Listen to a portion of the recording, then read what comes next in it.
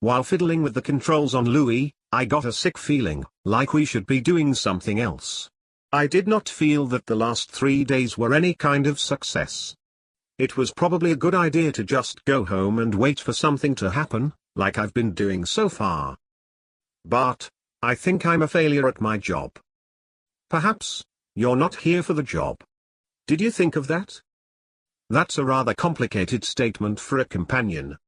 What made you say that? It seemed like the right thing to say. Honestly, I feared the answer came from somewhere outside of Bart. There's no possibility he could have come up with that himself. That kind of logical thinking was not normal for a companion. But that's not all there was to it. It will do no good when you go back to Earth, if you only come here to learn to perform a job that you were already doing. Your story is about possibilities. It's supposed to encourage or seed the imagination of those who might read it. Some will see it as just another fictional story, but that fiction will inspire some to think about heaven and the possibilities God has provided for them. Some of those, because of it, will endure until the end. Don't get distracted. You're right. I've been distracted. Bart answered. What? I've been distracted, just like you said. Sir, I said nothing about you being distracted. That's not my place. Did you want to talk about something? Where did that come from? Where did what come from, sir? Never mind. I immediately recalled the burger joint where Jack and I ate lunch, and Helen and her friends. I certainly hope we don't come across any donkeys too soon, at least not until I get myself back on track, whatever the track is. In my mind, I pictured myself as a grown-up Balaam. Bart, I think I'm done trying to replace myself with myself. Perhaps it's just too big a job for me in my current state, and I'm getting the sense that this isn't what I'm supposed to be doing. Just after I said that, my friend David came to mind. He was a wonderful friend of mine. He was also the chief of a tribe of Cheyenne Indians, who lived the traditional Indian life on the planet Prairie. Yes, we still called them Indians. In fact, many of the tribes preferred that designation, although each tribe identified with their tribal names such as Cherokee, Sioux, Yellowknife, and others. It was this Dave that helped Casey and Crystal during the terraforming process. He provided counsel on habitat and wildlife. He and another 30 chiefs were involved with habitation on new planets.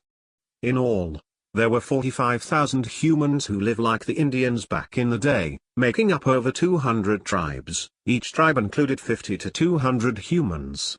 I hadn't seen Dave since I arrived in Sierra, but it seems like the last time I saw him was yesterday. I asked Bart, "Do you know the last time I saw David?" "I don't recall the last time you saw David, and I would not know the last time you saw him, because I may not have been there. I can only assume that it was before your situation changed." "Why do you ask?" "He just came to mind, and I was thinking about visiting him." "There you go. I think that's a good idea." "Bart, are you functioning properly?" "Yes, sir." "Why do you ask?" "No reason. It's probably me. Let's go visit Dave." Funny, I didn't remember where I met Dave. I couldn't recall much about our interaction here in Sierra, either. However, I remembered his testimony. When Dave was on the earth, he wasn't what you would call a decent man. He was an alcoholic by the time he turned 17. Dave was born with a photographic memory, and instead of using it for an honorable purpose, he applied it to scam casinos in Vegas. Scamming them didn't make him money quick enough, so he robbed one. He got caught and spent 4.5 years in prison. Afterward, the courts banned him from entering any casino as a condition of his parole. His father was a local true-believing preacher on the Cheyenne reservation. Dave often told his dad how the world was so screwed up. Who in their right mind wants to live forever? His words often broke his father's heart. Dave hadn't seen his father, or his family, for several years, until his father came down with cancer, which only intensified his hostility towards God. When Dave heard his dad was near death with only a few days to live, he decided he should go visit him. While standing beside his father's bed, he couldn't ignore the joy on his father's face. How can you be so happy, Dad? I am both happy and sad, son. I'm happy because I'm going home, but sad because I fear I'll never see you again. David, I'm holding on with all my might because I hope to persuade you to turn your life around before I go. I love you with my whole heart. I wish you understood what I know about heaven, what's waiting for those of us who trust in Christ, he said as he contended for a breath. Dave once told me he felt awkward and ashamed because of what his father said to him. He sensed his dad was happy, excited even through his misery, but his happiness made no sense to Dave. Father, isn't the next world full of the same garbage? How can that make you happy? I only know it does. We're told, when in heaven, God will give us the ambitions of our heart. Heaven is where life really begins. Please, don't keep rejecting Jesus. Call on him. He will answer you and then you will understand, he replied, shifted his head, and passed away. Dave couldn't force that moment out of his head. It took 3 years of plunging deeper into his pit, until one day it became so bad, he wanted to commit suicide. He remembered the scriptures, every single one. Yet, he didn't remember Sunday school, church service, or his dad's sermons. He did not remember one Sunday morning song he sang as a child. He'd been cheated, and he assumed it was his dad he had forgotten, but it was memories of Jesus he cast aside. Dave kneeled right then to pray. He prayed and wept for hours until it all came back. Once it did, he realized what he needed. He needed to turn his life back to Christ. 3 years later, he took over as pastor of his father's church. He introduced many stray and troubled souls to Christ. Louis landed at the edge of a creek in an open field, facing an encampment of teepees a short distance away. As I exited Louis, Bart told me he had other things to accomplish, so he and Louis returned home. I strolled up to the camp and saluted my friend David. "Hi, Jeff," he said as he reached out to shake my hand. "Hi, Dave. How are you?" He at once noticed a difference as he looked at me skeptically. "I am great. How are you, my friend? Is everything okay?" "Perhaps I have some explaining to do. Let's walk and talk." I told him what happened as of late, including the body snatching and everything. He kept shaking his head and repeating, It was just too comical. Stop it. He chuckled and asked, "Are you here for the buffalo?" Apparently, although I didn't understand what he meant. "Are you hungry?" "A little." "Let's get something to eat." We turned back towards the camp. It was evening, and the sun was low, just another spectacular sunset in Sierra. I guess all the sunsets were perfect in Sierra. Well, the sunset was the most relaxing part of the day. A forest lay on the other side of the creek where I landed.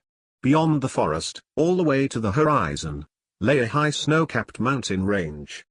As the sun was retiring, those mountains lit up like fire, glimmering against the dark violet sky. I guessed it must have been middle or late spring. Again, all the habitable planets in the system ran on the same 24-hour day, and 360-day year, but days, time zones, and seasons were scattered like confetti.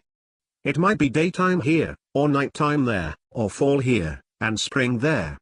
It was a lot of work remembering what time of day or year you were traveling to. I was growing used to going along with whatever time or season it was. We ate vegetables with smoked fish and venison for dinner. We sat talking by the campfire into the middle of the night. He, I, and another young man sat at the fire, mulling over my situation. The two of them suggested several scenarios for why I was here, but I explained to them about my purpose, and the story I was to write, when not distracted. I figured the other young man was another tribe member, but it turned out to be Dave's father. We stood up and hugged as I told him how good it was to see him. I should have recognized him. He understood.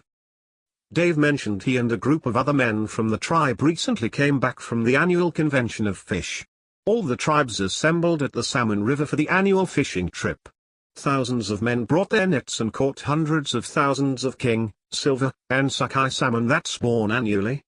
They fill the creeks and lakes that emptied into the river itself. So, it must have been early summer because the sockeye were spawning. The tribes spend 2 weeks on the river catching and then drying or smoking their catch. Each year every tribe caught enough fish to feed all of their people until the next year's gathering. I loved the smoked fish. During our conversation, when they ran out of reasons for my condition, I got an opportunity to perform as a watcher. I was reluctant to get involved. Dave had questions and asked me for my input. Typically, a person brought issues up with a local mediator. After that, the resident council, whose representative took it to the governor of the area. When that didn't resolve the issue, they took it to the assigned watcher for that planet. Dave was the assigned watcher for Prairie.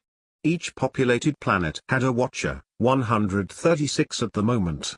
Each watcher accepted responsibility for representing their planet at any of the governmental hearings, or meetings in the City of Commerce. All the planetary watchers answered to the Council of 15, called the Council.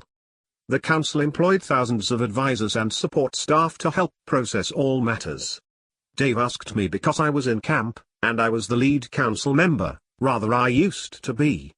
Naturally, being friends made the conversation more likely. We discussed the matter together, but I said nothing about my recent failure, or how my situation might affect my input. Oh well, I was still eager to get my 2 cents in.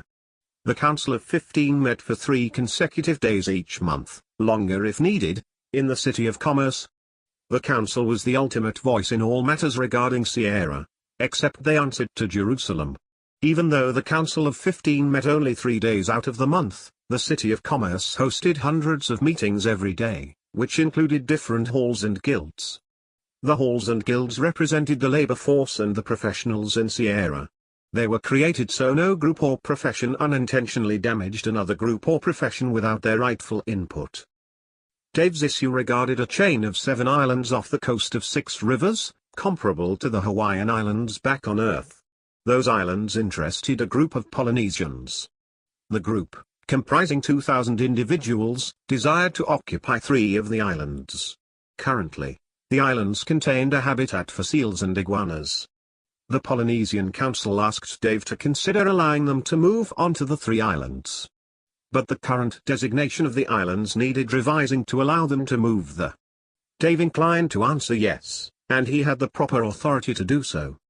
He asked if I perceived anything that prevented him from doing so. I asked, what about the tribe who has the legal rights to the islands? They're supporting the move. The obstacle wasn't the people. It was the habitat. Oh boy, my first genuine act as a watcher. I was now confused because of the conversation Bart and I had after we left Academy. Well, my conversation. I don't think Bart was a willing participant. Anyway, I considered the question for a moment. At least I could offer some common sense. Aren't we for people, Dave? I assume Sierra can find thousands of islands to breed seals or iguanas. I acted like I knew what I was talking about. Of course, I was right, which relieved Dave. He now planned to meet with members of the Council in Commerce to avert any repercussions. He asked, what's wrong? Did you see a ghost, Jeff? No. Why did you ask that? The look on your face, brother. I guess my expression was a dead, pun intended, giveaway that I was waiting for lightning to strike. I relaxed after 10 minutes. In Sierra, the population of each planet established the size of the chain of government. Sierra instituted a larger chain of management for larger populations and a smaller chain for smaller populations. Prairie had a small population compared to most other planets in the system, and it was a unique planet in how it was used. Uniquely, Prairie was populated by adventurous groups of people who wanted to live in particular eras of history. Prairie was 42,000 miles in circumference.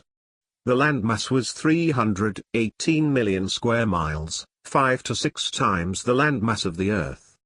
These types of measurements are invariably compared to the Earth. It provided plenty of space for anyone who preferred to live in such a way.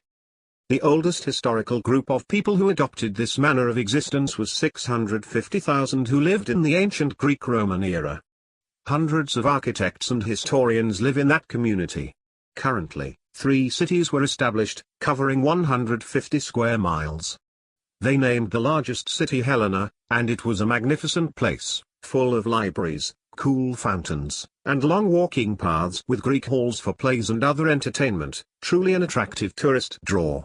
If you were engaged in any form of entertainment in Sierra, you wanted to pick up a gig in Helena.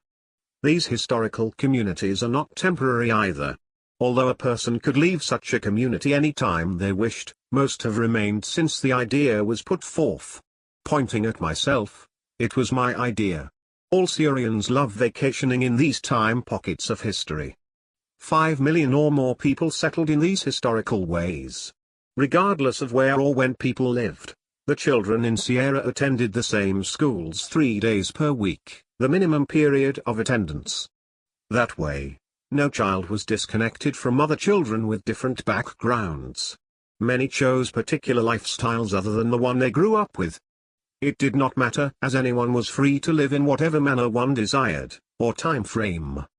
Dave always chuckled when he mentioned a group of young married couples who decided they wanted to live like Indians in the Old West.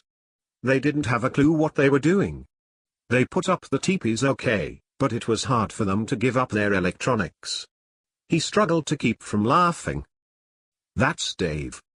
Early the next morning, I walked down to the side of the creek where a young blonde-haired boy, this familiar young boy of 6, was fishing. "Good morning. How are you, young man?" "Fine, sir." He had a pile of trout off to his side. First, he glanced at his fish, then looked at me with his big smile. "You want to fish, mister?" "Okay, sure. I'd love to." He handed me a line wrapped around a stick with a hook and a bug on the end, no pole. I watched him throw his line halfway across the creek. He twisted it back onto his stick, stopping every couple of feet. Sure enough, the third time he paused, he caught a fish. So, I tossed my line halfway across the creek to do precisely as he did. Nothing. He dragged his fish in, then laid it on the pile he was accumulating. I must have tossed the line 20 times, catching nothing. The kid turned to me and said, "Watch what I am doing. Do as I do." I was, but I guess not, as he hauled in another fish. He stared at me, shook his head, took his line back, and told me, "Better luck next time, mister." I turned to see Dave standing behind us, smiling at me. As we returned to the camp, Dave said, "We call him Little Big Fish. He prefers catching fish more than anything else." "Ah. Okay." I turned around to have another look at the young professor. Apparently, the child was a friend of one of John's kids. Dave told me about him when I mentioned encountering the boy at the park in Edmonton. Dave and I spent the rest of the day scouting. He needed to inspect several herds of elk and wanted to count and analyze their condition, particularly the herd leaders. It was the rutting season. The bucks were crazy searching for mates before heading up into the mountains for the summer. He also wanted to single out the better of the mature bucks for harvesting before they did. So, we spent the next 2 days inspecting and corralling several mature bucks. Elk meat was popular among the camps. When he said harvesting, he meant catching for seeding the animals so they could cultivate the meat. Humans, what the Indians called themselves, caught the finest of their herds, place them in a pen for a week, feed them, and then harvest the seeds. Tribes gave half the seeds to the farmers, and the other half they grew themselves, and especially enjoyed making jerky from it. The next morning, following the seed harvest, all the men got up early. They expected the buffalo any day and wanted to be on the prairie before the first herd passed. I was provided a spirited black and white paint. We packed up our horses with enough gear to last for a week or more. We planned to camp beside the prairie, at least until the lead herd of buffalo came through. An hour into our ride, we came out on an expansive prairie. It laid out for miles in 3 different directions. Except for the forest behind us, I could see it stretched all the way to the mountains. Those same mountains I appreciated the first night. I guess I looked bewildered because Dave reminded me how the prairie ran for thousands of miles in either direction and several hundred miles at its widest. We came out at a bottleneck that forced all the migrating animals to pass close by. The prairie was only a couple miles wide at this point. We set up camp, then sat down to drink coffee and eat small wheat and cornmeal cakes. I saw eagles mingling with the hawks flying overhead. Prairie dogs and jackrabbits popped up all over. A 6-foot rattlesnake fell out of a bush next to me. I held my feet up as it slithered on by and nobody seemed to pay attention, except me. It escaped into the expanse of the prairie. The prairie itself was a most exceptional sight, as it was in full bloom with wildflowers, tall grasses, and colorful bushes. It smelled of dirt, blooms, and 1,000 other sweet smells, depending on which way the breeze came or the direction you turned your head. We spent the first day setting up camp and erecting a pen for the buffalo. In the calm of evening, we relaxed around a campfire drinking Indian prairie tea while talking about the many buffalo hunts.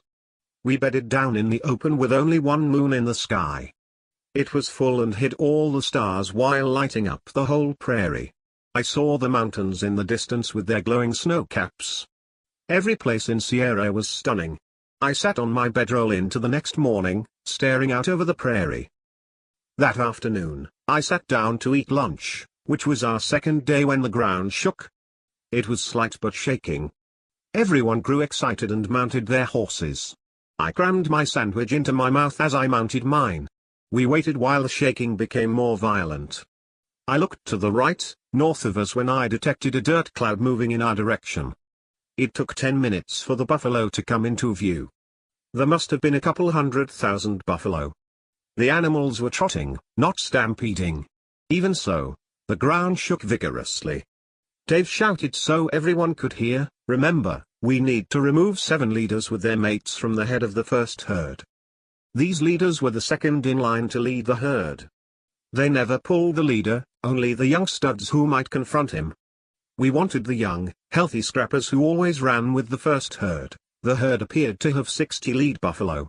Part of Dave's functions in Sierra was to manage all the diverse wildlife on prairie. His responsibility included capturing and transporting various kinds of animals around Sierra for re-establishment. Dave was the leading authority in the repatriation of wildlife. As I mentioned, he always helped during the terraforming process of new planets. Prairie was a breeding ground for many species of animals, reptiles, and fowl. We needed to capture 7 lead buffalo, then transport them to another habitat in Sierra. With a loud hoot, each rider, swinging his rope, took off into the herd. Now, the herd stampeded, and it was an impressive sight watching so many buffalo, with horseback riders right in the middle. Well, if you could see them as they often disappeared in the clouds of dust. I rode outside the herd. Even though my horse proved swift and kept up comfortably, I remained out of the way as much as possible, although I could not resist riding into the middle of the stampede twice. How thrilling! Not only did these men, young men, have to single out the right bulls, they also had to rope and separate them from the rest of the herd. At the pace they were moving, it seemed like an insurmountable task, as the buffalo ran so fast and hard. All of them weighed over a ton, and not one of them feared us. I saw one man, a 14-year-old young man, rope one. With his rope bound around the horn of his saddle, he was drawing the animal to the side of the stampeding herd. Normally the humans rode bareback, but removing one of these animals out of the herd was too demanding to pull them barehanded. So, it was the one time they used saddles. Once outside the herd, he halted and held the animal. A couple of minutes afterward, 10 smaller female buffalo came sprinting towards the captured male. I said, "Nice catch." He was excited by catching such a large bull. Over the next 5 miles, they roped 6 other bulls and pulled them to the side. They captured 7 bulls with 63 females. I dismounted my horse, then walked up to one male. He was massive and weighed over 2,000 pounds. I reached up and scratched his head. He seemed to appreciate that. The herd displayed no fear here, only the chase. It implied the animals liked it as much as we did. We placed them into the makeshift pens we set up the first day we got there. It took over 4 hours for the whole of the herd to pass by. After all the activity, the herd eventually quieted down and meandered off to the south. The next couple of days we spent checking out the animals in the pens while viewing the remaining herds migrating south. 7 herds passed, I suppose over a couple million animals. On the sixth day, Dave called for transportation. A transport craft settled down next to us. We loaded the buffalo on board. Once loaded, the craft lifted off. After the animals were transported, it was Dave's policy to check on each of the transferred animals to make sure they were doing well in their new location. We stayed another 2 days on the prairie to make sure all the herds passed. The day after the last of the buffalo passed, I noted the prairie sprung back as if the buffalo had never been there. The rabbits, prairie dogs, and the other small creatures either got out of the way or burrowed deep enough to survive. It was surprising that wildlife nor was anyone else crushed. How incredible. We broke down our campsite and returned to the village. I spent another 3 days there. Dave and I did a lot of scouting and horseback riding. I devoted an afternoon fishing with my little comrade. I must report I have never faced such a condescending kid in my life. Was this the same kid I met in Edmonton? Regardless, he was entertaining, and what's with the Mr. thing? Oh well. I'm sure that kid will go far in his endeavors. I went home and spent 2 days there. It was midsummer in Somnolent. And for the heat which I loved, I was guzzling a soda and inhaling a peanut butter and jelly sandwich when for whatever odd reason I thought of a particular place on Cedar. It must have been the weather. It was like someone slapped me upside the head. I asked Dana what time of year was it on Cedar. I couldn't remember. She said, it depended on where in Cedar you're referring to. Are you going to keep asking those kinds of ambiguous questions? I guess. I had a place in mind. I just didn't know its exact location, other than it was on Cedar.